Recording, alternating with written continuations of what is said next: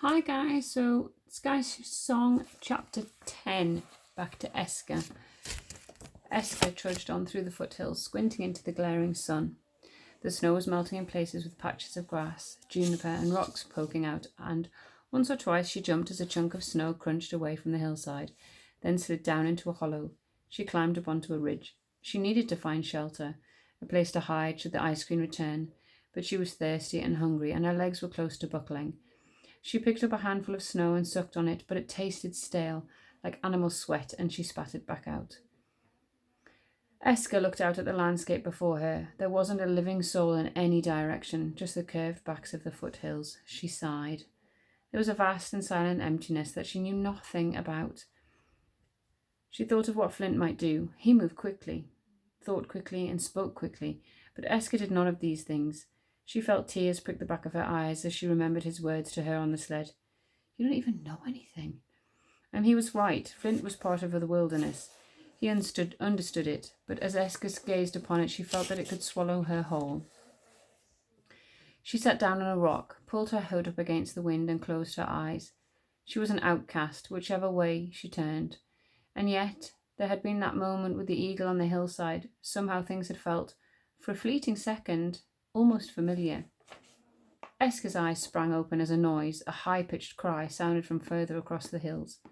The cry came again, splitting through the wind, but when Esker threw back her hood, she only saw snow-covered hills. She scrunched up her eyes and scanned the foothills, and it was then she saw the eagle gliding above the ridges, a dark streak against the deep blue sky. Esker watched the bird for a few seconds. Perhaps it was hunting for mice or marmots. Flint had said as much back on his sled, but as she looked on, Esker began to wonder whether that was really what the eagle was doing. It didn't dive down to catch any prey, but it didn't sail off into the distance either. It just soared about between the hills, back and forth, as if maybe it was waiting for something. Esker looked around. Perhaps it was waiting for another eagle, but no more birds appeared, and as the eagle cried again, Esker thought of Flint's words. There's a bond between animals and tribes around here. Her breath fluttered. Was the eagle helping her in return for saving it from the trap? Esker stood up, and because she had no bond with any person or any place, she found herself walking over the hills after the eagle. She was hungry still, and her legs ached more than ever, but something about the bird made her want to follow it, and as Esker crested yet another hill, her heart leapt. Before her lay a valley, and in it was a wide, meandering river, folded in on both sides by hills.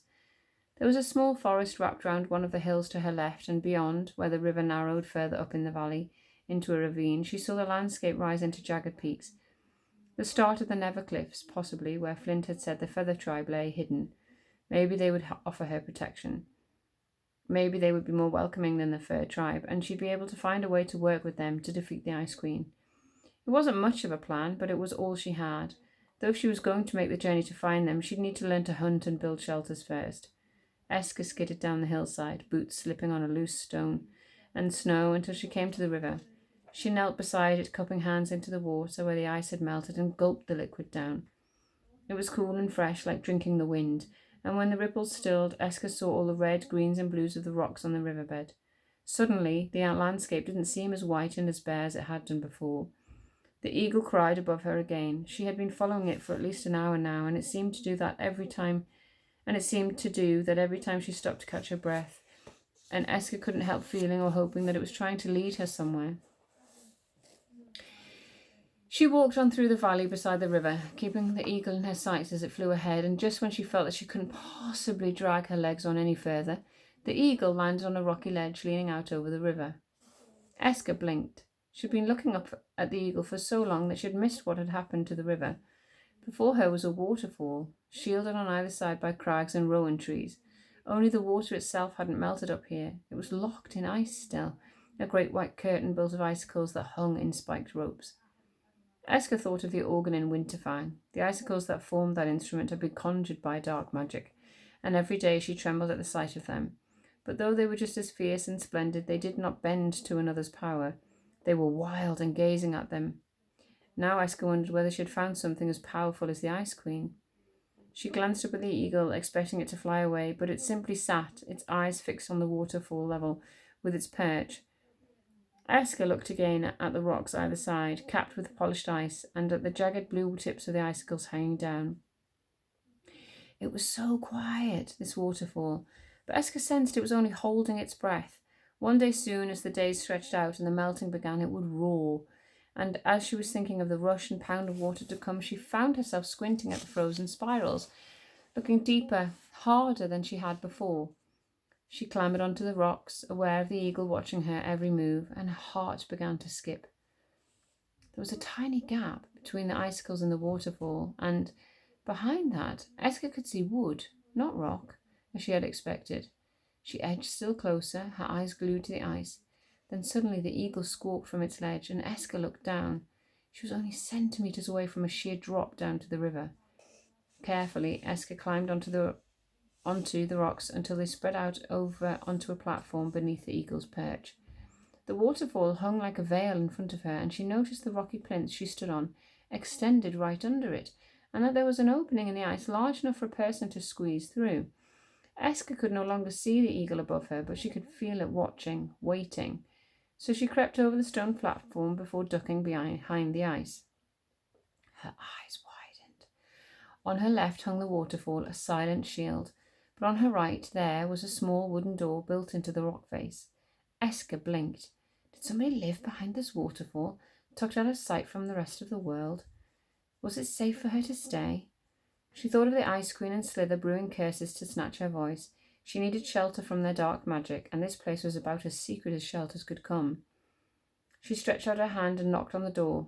Silence. She knocked again, a little louder this time, but still no one answered. And then Esker reached for the handle, a piece of wood carved into a half moon, and turned it. The door creaked open, and, as the light spilled in, a smile spread across Esker's face. Nestled into the rocky chamber in front of her, there was a table laden with wooden bowls and spoons, and boxed in by several chairs. There was a stove cut into the rock too, and beyond that 2 beds draped with furs. Esker gasped. Someone had even chiselled a little tunnel into the right-hand side of the rock, and a pane of glass had been fitted at the end. Esker wondered whether she might be able to see the eagle perched on its ledge from there. Then her gaze fell to the item leaning against the tunnel wall. The best thing of all, a spear. I can hunt now, murmured Esker. There'll be fish in the river, and probably bears around too. She paused. Though I'm not sure I'm ready to tackle them yet. She grinned. This had to be one of the food stores scattered over Erkenwald that Flint had mentioned. Somehow the eagle had led her right to it, and though Esker's mind was spinning with the discovery, she didn't rush inside right away. She crept back to the opening in the ice and looked up at the eagle on its ledge. Thank you, she whispered. Then she looked down at her feet and sighed. She was glad of the hideaway and all that it meant, but she was also sorry now that the eagle had repaid her favour, that she might not see it again. Esker's heart was filled with longing for family, friends, and a home that she remembered, but a little space inside it had opened up for the eagle, and as she dipped her head before the bird now, she hoped that it understood. The eagle ruffled its feathers, but it didn't fly away. It just croaked an impatient noise, as if it was eager for Esker to go inside. She smiled. All right, I'm going. She turned back beneath the waterfall, stepping inside the hideaway and closing the door softly behind her. Then she flopped onto one of the beds, shutting her eyes against the sunlight streaming in from under the door. She knew she should take the spear down to the river. It was past midday and she had to eat, but the furs were so soft around her that within minutes she was fast asleep. When Esker woke, the hideaway was dark and cold. She sat upon the bed and her stomach growled. Oh, I should have gone fishing while it was light, she muttered, scrambling out of bed and feeling her way down the little tunnel to the window. She pushed the sack curtains aside, and a strip of blue moonlight fell across the hideaway. Esker pressed her face up against the glass and looked out. Please be there, she whispered. But the stone ledge the eagle had been perched on was silhouetted against the moonlight, and it was empty. Esker turned away. Of course the bird wasn't there. It had repaid the debt, and now it had left. Those were the ways of the wild. Hunt, Esker said to herself. You need food and then a fire. For a moment her mind wandered towards the next day and the day after that. What was she doing, really? What was her plan? Find the Feather Tribe when not even the Ice Queen with all her dark magic could root them out? Use her voice to free the prisoners at Winterfang when she didn't even understand its power and she knew the Ice Queen now had plans to steal it from afar? Eska looked around her. Inside the hideaway she felt relatively safe, but she'd have to go out soon to hunt, to get water, and then on to find the Feather Tribe. And she'd be completely and utterly alone. The tasks ahead loomed large, but after a few minutes Eska shook herself. There's no time for that kind of thinking. I need to work out how to survive out here first. Then I can think about what happens next.